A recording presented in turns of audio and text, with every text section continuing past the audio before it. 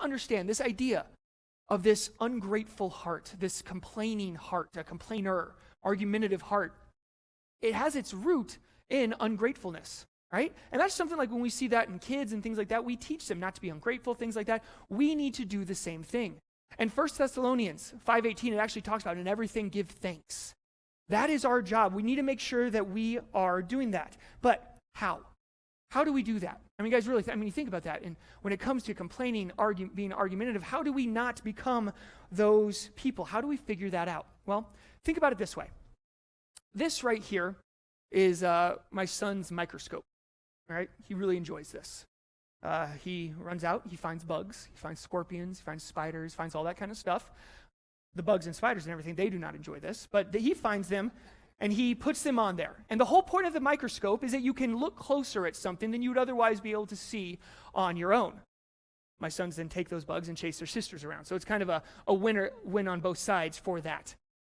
But that's the idea of that thing, right? You look closer at something that you would otherwise, and you see things that you otherwise would not see. And guys, the same thing is true that when it comes to us and when it comes to dealing with tough stuff. We need to look a little bit closer to find something to be able to kind of be thankful for in that life. And guys, I get it. Sometimes I feel like you need a microscope kind of that big to find the thing to be thankful for in our life. But what we need to understand is that when we do look closer, once found, it allows us to deal with the problem, the mess that we are dealing with in such a better way. It allows us to deal with life better. And it's really interesting, later on in the book that we are looking at right now that our text is, there's some text that's really pertinent to what we're talking about right here. In Philippians 4:4-7, it says, "Rejoice in the Lord always. Again, I will say rejoice. Let your gentle spirit be known to all people. The Lord is near. Do not be anxious about anything, but in everything by prayer and pleading with thanksgiving, let your requests be made known to God. And the peace of God, which surpasses all comprehension, will guard your hearts and minds in Christ Jesus." Now we look at the very next verse to find out how to do this. In Philippians 4:8, that very next verse, it says, "Finally, brothers and sisters, whatever is true, whatever is honorable, whatever is right, whatever is pure, whatever is lovely, whatever is commendable, if there is any excellence and if anything worthy of praise, think about these things." You see, guys, it's really important for us to get this stuff into our head. That there are certain things that we just, even in the middle of a mess, we need to be dwelling on certain things, focusing on certain things so we can get through the mess, looking closer at something to be thankful for. And guys, when we're dealing with tragedy, we have to be able to do that so we can stay away from that negative, the complaining, the argument of that idea of having that kind of heart when it comes to that thing. And guys, it really does work. Even if the only thing that you can find to be thankful for in the moment is that God isn't the one doing this, and God is always fighting on behalf. Even if that is the only thing you can find to be thankful for in the moment, even just being able to focus on that can change absolutely everything in life. Guys, we have to be able to learn to do this. Learning how to act and not react to problems in life. Now let's define our terms here.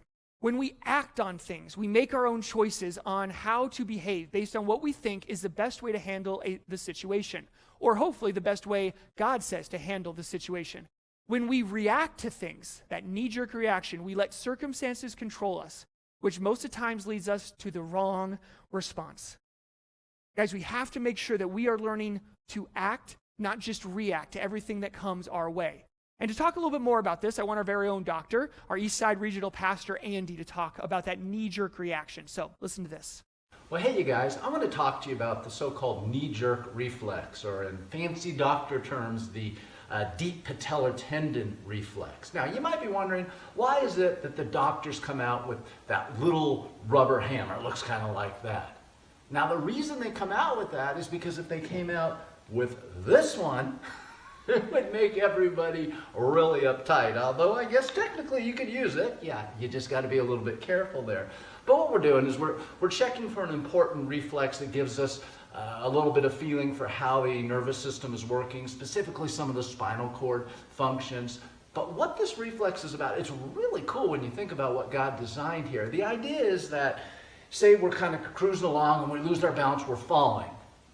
And the tendon would detect, oh, something's going on here. It would send a quick message to the spinal cord. Spinal cord would send a quick message back to the tendon, causing it to straighten out to keep the person from falling, completely bypassing the brain.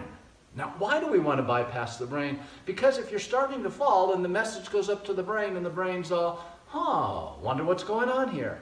I think we're falling. What should we do? Should we scream for help? Should we put our hands out? I mean, what do we do? By the time the brain's done thinking about it, we're flat on our face and it's too late. So the reflex bypasses the brain for our benefit. In that case, good idea to bypass the brain.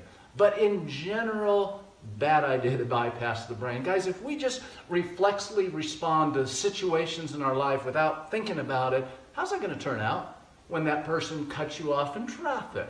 When the boss is, going at it and giving you attitude at work, or that person's talking behind your back, if we just reflexively respond with how we feel and not think about it, it's not going to be pretty. So now, guys, let's kind of tie this into this concept we're talking about here about dealing with the issue of complaining. Now, when we think about complaining, we know it's not a good idea, kind of like this slide here. Kind of cracks me up there, but we get it. Complaining, not a good thing. But how do we deal with it? We deal with it by not acting reflexively, but thinking about it. Guys, approach it this way. Most of the times we end up complaining about people or situations. Let's take people.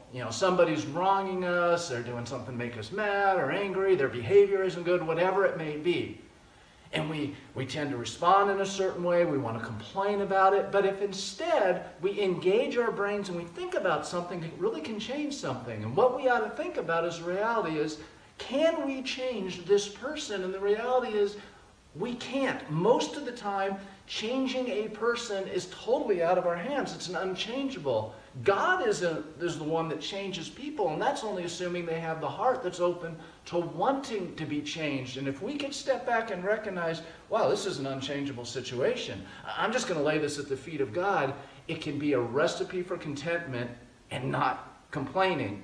A couple chapters later from where we are in the book of Philippians, the Apostle Paul, while he was in prison, said, I have learned to be content in all situations. How does he do that? Because he understands the difference between that which he can change and that which he can't change. His prison situation was an unchangeable. So he said, you know what? I'm going to put my faith and trust in God, let him deal with this thing, and he was able to have that contentment. So guys, let's apply that to our life this week. When you're thinking about complaining about a situation, instead of just reacting reflexively and taking out the hammer, we step back and we ask ourselves, is this an unchangeable situation? And if it is, we say, God, we're laying this one at your feet. We're going to trust you to deal with it. That's a recipe for contentment. Give that a shot.